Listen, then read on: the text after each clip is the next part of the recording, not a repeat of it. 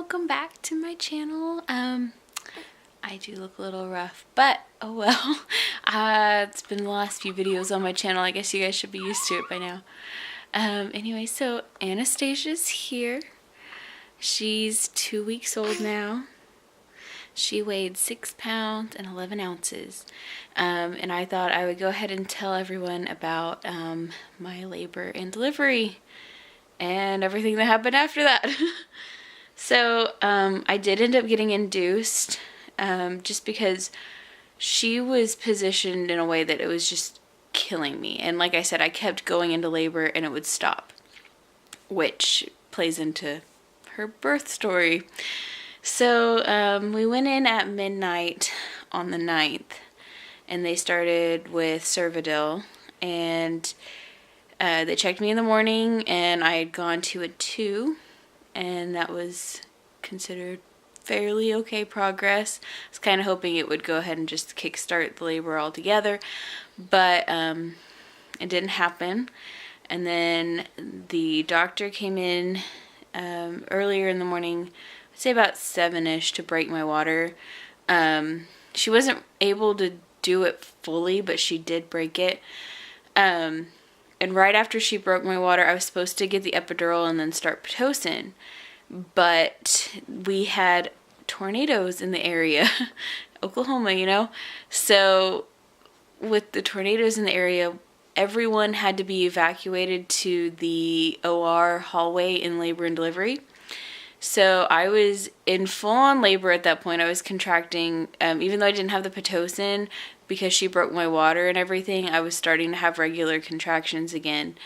And so I was in there with about 30 other people. Most of them had just had their babies. I think there was 2 other moms that were in labor, but everyone else had their babies. There was one lady, and she had just had her baby just a few minutes prior, and she was still, like, they had her in the bed still, and they were trying to help her be able to breastfeed him because it was awkward in front of 30 strangers. So they were trying to, like, cover her up and everything. I felt really bad for her. But it was just an awkward situation because I was in like a hospital gown, in a wheelchair, just in labor and in front of all these people. It wasn't a very fun experience, but it's definitely something we'll remember. So after the storm had passed, we were finally able to go back to our room. And about 10 minutes after that, they did my epidural, and then they started the Pitocin. The epidural kept wearing off. And so I felt the really intense contractions. It wasn't as bad as I thought it was going to be, but I also had the epidural kind of taking that edge off, even though it wore off. So the anesthesiologist had to come back in twice to give me some additional medication. So until about, so all through the night, they were just trying to keep me moving. In the bed. They would like come in every few minutes and switch my position, try and get her to move down and come out. I got all the way to 6.5 centimeters by midnight. So it was a very slow process, and by that point I'd been in labor for about 24 hours because they started the Cervidil at midnight, and that did start my labor. So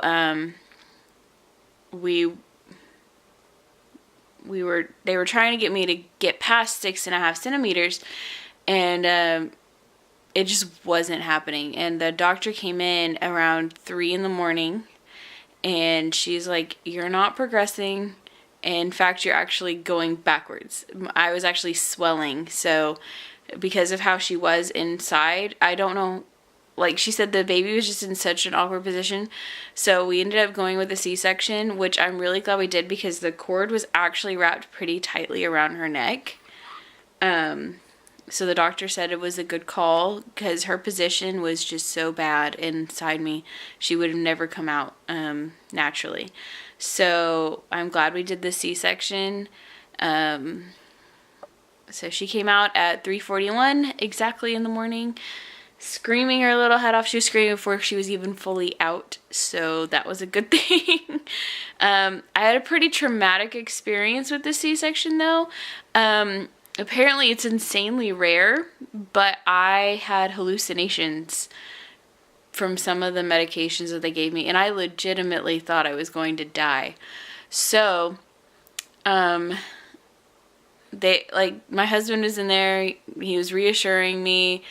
I didn't fully recognize that it was him, though. I was so out of it, but when I was with it, I was either hallucinating or, I do remember her first cry.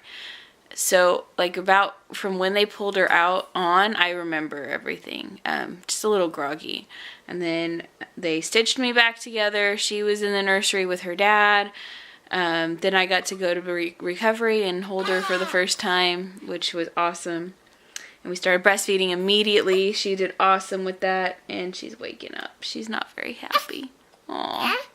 You hungry? Okay. Anyways, I'm going to pause this and then we'll come back. Okay, so she's fed and changed and I took a shower. So, I'm back. She's right here, so she may make noises. But anyway, so I was talking about my C-section and how traumatic it was. She came out screaming and crying. It was fine. I couldn't see hardly anything. They raised her up. All I saw was like a red blur. I was so, like, I had double vision and everything. So after the hallucinations, I couldn't really see anything. Like, there's like 3 of Peter, and they were trying to show me the baby, and I mean, I couldn't focus. There's just so many of them. But anyway, so got to recovery. She nursed immediately, which was awesome. And then we got put in our room. Our family met her, and then I think we got some rest. The second day, she was in the nursery because of her bilirubin levels, so she was jaundiced. They had her under the lights for 12 hours, but that was all she needed. It was really hard for me because I could only see her every 3 hours. I mean, I could have gone down to the nursery, I guess, but I was still recovering, so the nurses were checking on me all the time. Like, I still had a catheter in most of the day. It was just... that was a rough experience, and it's kind of all a blur. But we got to go home that following Saturday, so Wednesday, Thursday, Friday, Saturday. So the 13th or the 14th, we got to go home. So we came home, and everything was going pretty well. She had her first doctor's appointment, and she had already gone past her birth weight, which was on Tuesday. So not even a week after she was born, she put on all of her birth weight and a little bit more. And we had to go back the next day because they had to redraw her blood and they forgot to or something. So we went back the next day and she had gained 3 ounces overnight. Oh no, what? 1 second. Anyway, sorry about that. I have to feed her. And I'm not using my dominant hand to hold the camera. So, anyways. So she gained all her birth weight back. They did her blood test. Well, I started feeling really sick. And then by Friday, Peter was like, "You've got to go to the doctor." My mom was like, "You got to go to the doctor. There's something wrong. It's not just your incision hurting you. You're sick." So, went to the doctor and she did a bunch of different tests. And it came back that I had an infection from my C-section and I had to be hospitalized. Wasn't fun going back to the hospital. And all the nurses remembered me and they were like, "You're not supposed to come back." I was like, "I didn't want to."